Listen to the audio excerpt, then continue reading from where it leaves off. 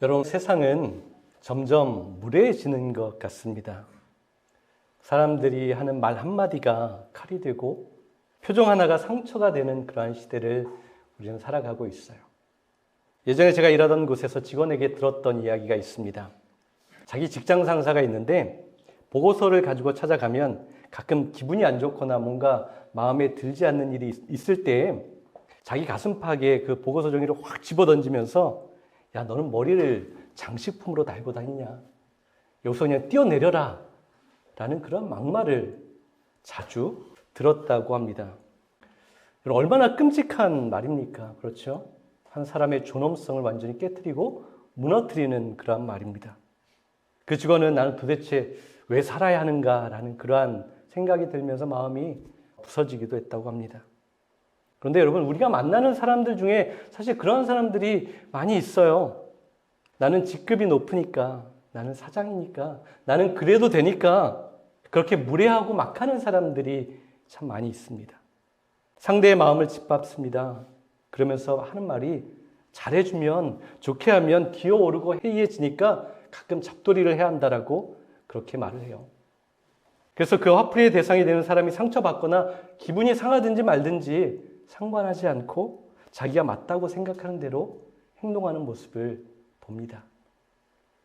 여러분들의 이야기를 들을 때도 그런 경우가 많이 있어요. 일하는 직장의 사장이나 직장의 동료가 막 소리 지를 때가 있죠. 자기 마음대로 막 할 때가 있어요. 핀잔을 주기도 하고 비아냥거리기도 하고 자존심 상하는 그런 말을 할 때가 있어요. 도대체 왜 그럴까요? 그러한 질문이 생겨요. 못된 사람일 수도 있을 거예요. 그 사람의 성격이나 성품이 좋지 않을 수도 있습니다. 또는 사람들에게 스트레스를 많이 받아서 신경이 날카로워서 그럴지도 모르겠어요. 또는 사람 좋은 척 순하게 말하고 물렁하면 우습게 여기니까 그냥 의도적으로 더 강하게 얘기하고 그렇게 행동할 수도 있을 것 같아요. 그 이유가 어찌 되었건, 그렇죠? 우리는 성깔이 없습니까? 우리는 그대로 받아칠 수 없습니까? 그런데 여러분 한번 잘 생각해 보세요. 만약 모든 사람이 그런 일들 앞에서 똑같이 반응하고 똑같이 대응하고 똑같이 핏대를 세우고 달려들으면 어떠한 일들이 벌어질까요? 여러분, 오늘날 우리가 살아가는 삶의 자리 곳곳에서 누군가 한 번 더 참아내기 때문에, 그렇죠? 누군가 그냥 한 번 넘겨버리기 때문에 우리가 살아가는 이 사회가 유지되는 거예요.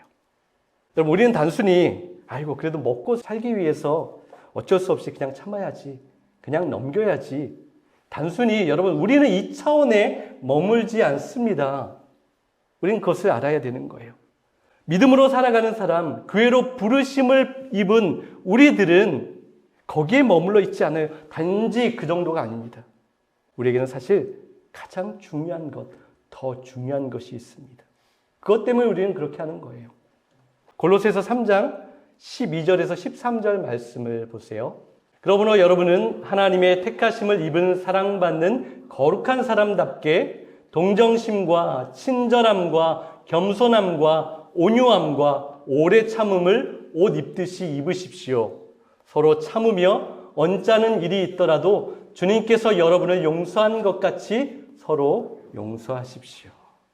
여러분, 우리가 하나님의 택하심을 받은 거룩한 사람들이기 때문에, 바로 그분의 사랑을 받는 사람들이기 때문에 우리가 한 번 더 참아주는 거예요. 우리가 한 번 더 견뎌주는 겁니다. 한 번 더 넘어가는 거예요. 주님께 사랑받는 교회된 우리가 어떻게 합니까? 동정심과 친절함을 옷 입듯이 입는다고 했어요. 겸손함과 온유함과 오래 참음을 옷 입듯이 입어야 합니다. 여러분, 옷 입듯이 입는다는 것은 무엇을 의미합니까? 주님께서 우리에게 주신 거룩한 성품으로 우리를 둘러싸매는 거예요. 그렇죠? 덮는 거예요. 더 깊이 들어가 보면 단지 둘러싸매는 것이 아니라 거기는 우리를 보호하신다라는 의미가 있어요.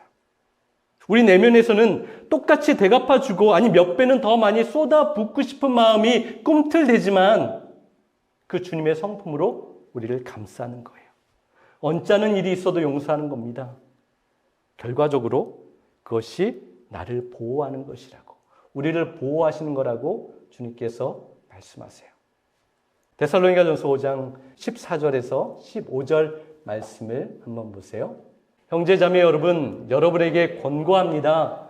무질서하게 사는 사람을 훈계하고 마음이 약한 사람을 격려하고 힘이 없는 사람을 도와주고 모든 사람에게 오래 참으십시오. 아무도 악으로 악을 갚지 말고 도리어 서로에게 모든 사람에게 항상 좋은 일을 하려고 애쓰십시오. 여러분, 모든 사람에게 오래 참는 겁니다. 모든 사람에게 항상 좋은 일을 하려고 애쓰는 거예요. 누군가 나에게 악하게 할지라도 그 악으로 갚지 않는다라는 것을 말하고 있어요. 그게 바로 여러분 교회의 부르심이 우리에게 있다는 거예요. 교회된 우리를 그렇게 부르셨어요. 하지만 여러분, 그렇다고 해서 누군가 내 인격을 깎아내리고 내 존엄성을 무너뜨릴 때 그러한 행동을 할 때 그냥 바보처럼 아무것도 하지 않고 그냥 있으라는 것은 아닙니다. 내 존재적 존귀함은 지킬 수 있어야 한다는 거예요. 단지 누군가가 감정적으로 못된 인격이나 성격대로 행동할 때 그 사람과 똑같이 행동하지 말라는 거예요. 그 사람이 신경질적으로 말하고 소리치고 무례하게 할 때 나도 공격적으로 반응하고 그 사람과 똑같이 반응하지 않는 모습은 가져야 한다는 것이죠. 그렇게 시간이 조금 흐른 후에 인격적으로 그리고 신사적으로 차분하게 대화를 나누는 것이죠. 당신과 마찬가지로 나도 존귀한 존재라는 것 분명하게 말하는 거예요. 알려주는 겁니다. 마태복음 5장 39절에 보면 예수님께서 하신 말씀이 하나 있어요. 우리가 잘 아는 말씀인데요. 누가 너의 오른쪽 뺨을 치거든 왼쪽 뺨마저 돌려대어라 하고 예수님께서 말씀하셨어요.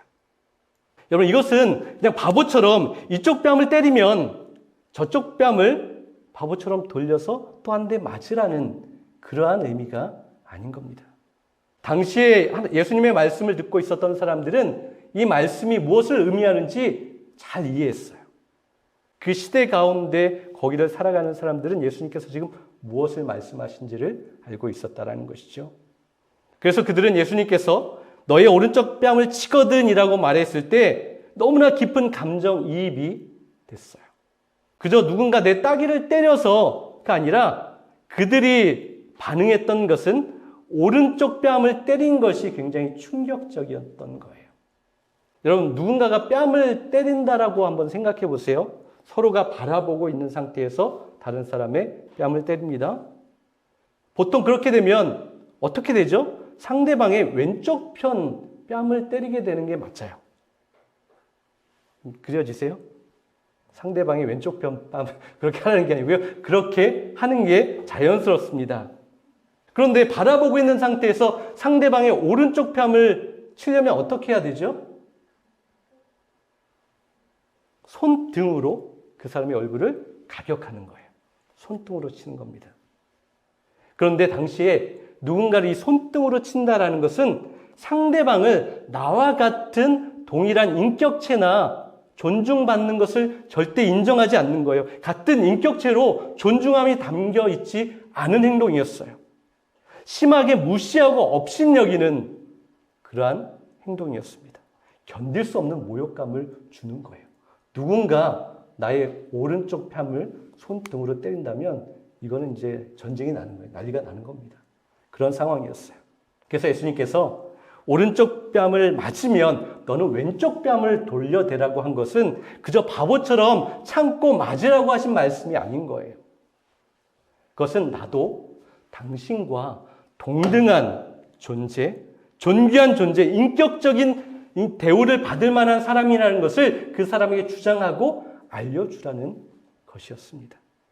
그럼에도 똑같이 폭력적으로 무시나 비인격적인 행동을 하는 것을 이야기하고 있는 것이 아니라 인내심과 예의를 갖추고 그렇게 대하라고 그렇게 반응하라고 예수님께서 더 높은 차원의 말씀을 주고 계신 거예요.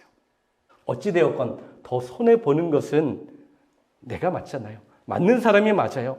더 참아야 하는 것도 분명하지만 그럼에도 주님께서 하신 말씀은 너의 존귀함을 지키고 당당함과 자신감을 가지고 그 누구 앞에서도 주눅이 들지 말고 움츠려 들지 말라는 그런 말씀을 그들에게 주고 계신 거예요. 주님께서 말씀하시는 겁니다. 내가 너와 같은 자리에 있을 테니, 내가 너의 편에 있을 테니 너는 담대하게, 그렇게 당당하게 인생을 살아가라. 믿음의 길을 가라라고 주님께서 주신 말씀인 거예요. 여러분, 우리는 이러한 믿음의 자리로 그러한 믿음을 살아내려고 부르심을 받았습니다. 그래서 1절 한번 보세요. 여러분은 부르심을 받았으니 그 부르심에 합당하게 살아가십시오. 얼마 전에 제가 유튜브 영상에서 어떤 목회자가 열변을 토하는 것을 들었어요. 여러분, 하나님이 여러분을 부르시는 음성을 들어야 합니다. 하나님이 여러분의 귀의 음성으로 내가 너를 불렀다라는 소리를 꼭 들어야 합니다. 그것을 들을 때까지 포기하지 마세요. 한 달이고 1년이고 10년이라도 들을 때까지 다른 기도하지 마시고 그거 기도하세요라고 그렇게 열변을 토하면서 하는 그러한 영상을 보았어요. 저는 그 말을 들으면서 이것보다 미련한 기도가 있을까라는 생각을 하게 됐습니다. 여러분, 우리 인간의 귀에 들리는 어떤 음성으로 내가 너를 불렀다, 그것을 들어야만 합니까? 그 소리를 듣지 않으면 우리가 부르심을 받지 않은 걸까요? 여러분, 절대 그렇지 않아요. 오늘 말씀에서 분명히 말하고 있잖아요. 뭐라고 하죠? 이미 우리는 하나님의 부르심을 받은 사람이에요. 너희를 부르셨으니 하나님의 주님의 부르심을 받은 사람입니다. 그렇다면 여러분, 우리가 무엇을 기도해야 할까요? 어떤 기도에 힘써야 합니까? 그 음성을 듣는 게 아니라 하나님, 나를 불러주셨으니 그 부르심에 합당하게 좀 살아가게 해주십시오. 하나님의 뜻대로 좀 살아갈 수 있도록 나를 도와주시고 힘을 주셔서 주님의 뜻에 합당한 삶이, 그 열매가 우리 가운데 있게 해주십시오. 그렇게 기도해야 하는 거예요. 여기서 합당하다라는 단어는 저울의 균형이라는 의미를 가지고 있습니다. 그래서 우리 삶에 우리가 받은 은혜와 균형이 이루어져야 하는 거예요. 하나님의 부르심을 우리가 받았다면 그 부르심의 무게가 우리의 삶 가운데 드러나야 하는 거예요. 그 무게를 느껴야 하는 겁니다. 우리의 말과 행동, 태도와 마음, 사람들과의 관계, 시간 사용, 교회를 섬김에 있어서 그 부르심의 무게가 실제적으로 우리의 삶 가운데 보여져야 하는 거예요. 이것이 바로 부르심의 합당함을 측정하는 영적인 저울이라고 하십니다. 내 삶과 하나님의 부르심이 여러분 균형을 이루고 있습니까? 내 마음과 행동, 내 말과 결정이 그리스도의 복음과 균형을 이루고 있습니까? 그 무게를 담고 있습니까? 여러분, 오늘 우리가 경험하는 갈등, 무례함, 분주함, 그 삶의 자리 가운데서 이 합당함의 저울을 우리는 날마다 점검해야 하는 거예요. 내가 그렇게 합당하게 살아가고 있는가? 그것을 위해서 애쓰고 있는가? 그것을 위해서 기도하고 있는가? 여러분, 단순히 참고 넘어가는 것이 아니에요. 그 참음과 사랑이 하나님의 부르심에 합당한 모습으로 드러나고 열매 맺어야 합니다. 여러분, 우리가 그 부르심에 합당하게 살아가면 그 삶의 구체적인 열매가 교회 가운데 나타난다고 하십니다. 2절을 보세요. 겸손함과 온유함으로 깍듯이 대하십시오. 오래 참음으로써 사랑으로 서로 용서하십시오. 용납하십시오. 여기서 우리는 중요한 진리를 봅니다. 교회의 성숙은 건물의 크기나 인원의 숫자에 있지 않다는 거예요. 진정한 성숙은 어디에 있습니까? 성품의 깊이에 있습니다. 관계 속에 섬세함이 있습니다. 서로를 품는 마음에서 나타나는 거예요. 그것이 교회된 모습인 거예요. 여러분, 겸손은 무엇입니까? 내 자리를 아는 거예요. 자신의 자리를 잘 아는 거죠. 우리는 내가 항상 중심에 있기를 원해요. 모든 것의 가운데 있기를 원하는 거예요. 그래서 다른 사람의 의견을 듣지 않습니다. 존중하지 않아요. 그런데 겸손한 사람은 다른 사람의 의견을 듣게 되고 대화할 수 있게 되는 거예요. 여러분, 우리가 겸손할 때 드디어 다른 사람의 말이 들리기 시작하는 거예요. 거기서부터 내 고집을 내려놓을 수 있게 되는 거예요. 우리가 겸손의 자리로 나아갈 때 우리는 진정으로 대화할 수 있게 됩니다.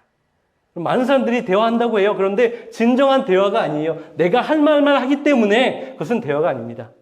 다른 사람을 들을 수 있는 마음의 준비가 되었을 때 우리는 진정 겸손한 대화를 할 수 있는 거예요. 그래서 교회를 세울 때 가장 필요한 덕목이 바로 이 겸손의 마음입니다. 또 온유함은 혹시 나에게 힘과 권한이 있을 수 있어요? 있을 때에도 그것을 절제하는 겁니다. 내가 할 수 있지만 나의 삶을 절제하는 거예요. 화가 나도 바로 반응하지 않는 거예요. 상대를 무시하거나 겁주지 않는 겁니다. 그 사람을 귀하게 생각하는 것, 그것이 온유함이에요. 또 오래 참은 무엇입니까? 관계의 무게를 견디는 거예요. 우리는 세상을 살아갈 때 아유 스트레스 받아, 그냥 다 상관없어 하는 것이 아니라 그 누군가의 관계 속에서 그 어려움과 그 무게를 견뎌내는 것, 그것이 오래 참음인 거예요. 상대가 실수할 때도 있어요. 나에게 상처를 줄 수도 있습니다. 그런데 한 번 또 참아주는 거예요. 인내하는 겁니다. 그것은 뭐예요? 한 번 더 기회 주는 것이죠. 내가 상처받았어도, 내가 아파도 또다시 한 번 용서하는 거예요. 또 한 번 기회를 주는 겁니다. 내가 그 기회를 주고 셈하는 것이 아니라 잊어버리는 거예요. 여러분, 우리가 어떻게 누군가에게 기회를 줄 수 있어요? 한 번 주고 그것을 잊어버려야 또 다시 기회를 줄 수 있어요. 이렇게 말하면 이상할 수 있을지 모르겠지만 또 한 번 속아주는 겁니다. 그것이 오래 참는 비결인 거예요. 여러분, 주님 앞에 주님 더 이상 참지 못하겠습니다 라고 그렇게 말하기 이전에 주님께 한번 물어보세요. 주님, 저 사람을 위해서 어디까지 참아야 합니까? 주님, 주님의 교회를 위해서 제가 어떻게 더 사랑해야 할까요? 그렇게 물어보세요. 어떻게 밀어낼까? 어떻게 잘라낼까가 아니라 어떻게 더 사랑할 수 있을까? 어떻게 더 이해할 수 있을까? 그것을 깊이 생각해야 합니다. 그렇게 기도할 때 우리의 믿음은 거기서부터 성숙하기 시작하는 거예요. 고린도전서 12장에 보면 손이 발더러 너 이제 필요 없어. 발이 손더러 너 필요 없어 라고 할 수 없다라고 말하고 있어요. 왜냐하면 모두가 다 이미 주님의 몸이기 때문에 그래요. 다 어딘가에는 필요한 존재들인 거예요. 그래서 말씀하십니다. 여러분, 손절하는 것은 굉장히 쉽지요. 한번 냉정하게 되면 할 수 있어요. 그러나 누군가를 품어주려면 시간이 참으로 오래 걸립니다. 많은 기도와 눈물이 필요한 거예요. 그래서 힘이 들죠. 그러나 여러분, 주님은 우리 그리스도인들의 길이 그렇게 힘든 길이라고 말씀하셨어요. 미워하는 것은 쉽습니다. 사랑하는 건 어려워요. 그런데 주님은 우리에게 사랑하라고 하십니다. 비판하고 비난하는 것은 쉽습니다. 그러나 이해하고 품어주는 것은 어려워요. 그런데 주님께서는 우리에게 이해하고 품어주라고 하십니다. 따지고 잘못을 지적하는 것은 쉽고 그 허물을 덮어주는 것은 어렵습니다. 그런데 주님께서는 우리에게 그 허물을 덮어주고 잊어버리라고 하세요. 여러분, 교회는 완벽한 사람들이 모인 그 공동체가 아니에요. 우리는 가끔 그렇게 생각해요. 아, 교회는 좋은 사람들 모였으면 좋겠다라고 하는데 교회는 완전한 사람들, 아름다운 사람들의 모임이 아닙니다. 그저 서로의 부서진 부분들을 가지고 함께 모여서 서로 위로하고 함께 격려하는 그 공동체가 교회인 거예요. 오늘 우리 삶의 자리 가운데서 우리는 날마다 상처받습니다. 그런데 내가 상처받는 것뿐만 아니라 나도 누군가에게 상처를 줄 때도 있어요. 직장에서 동료나 상사의 말 한마디 때문에, 가정에서 가족 간의 오해 때문에, 갈등 때문에, 교회 안에서도 믿음의 형제 자매의 의견 차이 때문에 그렇게 상처를 주고받습니다. 여러분, 그런데 바로 이러한 위기의 순간이 바로 나 자신뿐만 아니라 우리 교회 공동체가 성숙이 드러나는 기회가 되는 거예요. 성숙할 수 있는 그런 때입니다. 겸손과 온유, 오래 참음과 사랑 가운데 서로를 받아들이는 것, 바로 하나님께서 원하시는 우리 아름다운 교회의 모습이라고 말씀하세요. 그래서 우리는 조금 더 온유하고 조금 더 겸손하고 조금 더 사랑하고 조금 더 섬기는 그러한 모습이 교회 가운데 나타나야 하는 거예요. 그것이 부르심을 받은 우리들의 삶이 합당하게 주님 앞에 드려지는 겁니다. 여러분, 꼭 기억하세요. 교회 안에서 누군가 부족하거나 실수한다고 해서 낙심하거나 비난하지 마십시오. 오히려 그 사람을 붙들고 세워주기 위해서 함께 애를 쓰십시오. 바로 그 작은 실천 하나하나가 쌓여서 아름다운 교회를 이루어가는 거예요. 3절 한번 보세요. 성령이 여러분을 평화의 줄로 묶어서 하나가 되게 해주신 것을 힘써 지키십시오. 우리는 또 잘못 기도하는 것이 있어요. 주님, 우리가 하나 되게 해주십시오. 그런데 그렇지 않아요. 여러분, 성령님께서 이미 우리를 하나 되게 하셨다라고 말씀하고 있습니다. 우리는 하나 되게 해주세요라고 기도하는 것이 아니라 이렇게 기도해야 하는 거예요. 하나님, 주님, 성령님께서 우리를 이미 하나로 만드셨는데 그 하나 된 것을 지켜내기 위해서 힘쓰고 애쓰게 하여 주십시오. 그렇게 노력하게 해주세요. 그렇게 살게 하십시오라고 그렇게 기도해야 합니다. 하나님, 우리를 하나 되게 하셨사오니 우리는 그것을 끝까지 지켜내겠습니다. 결단해야 합니다. 여러분, 우리가 사는 삶의 자리 가운데 갈등이 일어나는 이유가 무엇일까요? 다른 사람의 다름을 받아들이지 못해서 그래요. 이해하지 못해서 그럽니다.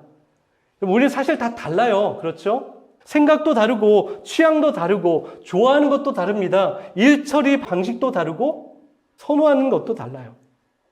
그 다름 때문에 우리는 힘들어하지만 그 다름의 문제가 아니라 하나됨을 지키지 않는 것 때문에 우리는 힘들 수밖에 없어요. 아픔이 우리에게 있을 수밖에 없습니다. 서로의 작은 차이를 무시하거나 불편함을 회피하거나 자기 생각만 고집할 때 그 순간 하나님께서 세우신 그 공동체는 흔들리고 어려워질 수밖에 없습니다. 여러분, 힘써 지키라는 그 말의 의미는 이런 의미가 있어요. 열정적으로, 전심으로 치열하게 라는 뜻이 있어요. 그러니까 마치 전쟁하고 싸우듯이 할지라도 그것을 지켜내라는 거예요. 그런데 여러분, 이 싸움은 상대방하고 누군가와의 싸움이 아니에요. 바로 내 자신과의 싸움이라고 말씀합니다. 이해하지 못하는 나와의 싸움인 거예요. 비난하고 용서하지 못하고 이해하지 못하는 나와 싸우는 겁니다.